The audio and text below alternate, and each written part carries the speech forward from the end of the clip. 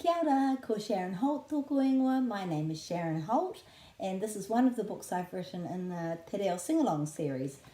With Waitangi Day this week, I thought it would be good to show you a little bit about this book. Te Wairua o Waitangi is the title. So, Te Wairua is the spirit, or is of, and Waitangi is obviously to do with the treaty and the place. Waitangi is the pronunciation rather than Waitangi. Waitangi, and this is a flattish T, ta. Waitangi, Waitangi, and the emphasis is on the first syllable Y because it's a double vowel. Te Wairua o Waitangi. The sentence structure in this book is pretty easy to follow, and children actually get this and really like it. It's mā wai, who will. So on every page we're asking who will do something. Mā wai te reo e whakarau ora.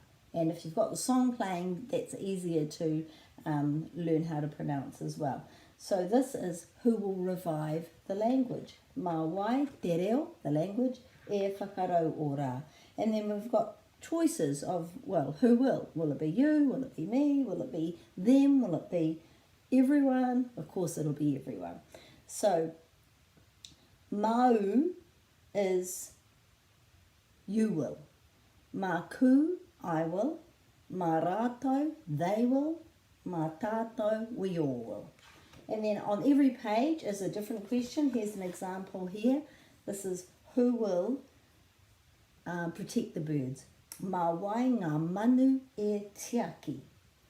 And again, you will, I will, they will, we all will. So I really encourage you to use this book if you've got it in your centre or classroom. This week you can purchase it online, you can find it in some bookshops, you can find it at the public library, and use those sentence structures. And then in another video I'm doing this week, we'll talk about how to use that sentence structure in other ways so we can extend the sentence structure as well as extending our understanding of Te Wairua o Waitangi. Ka kite.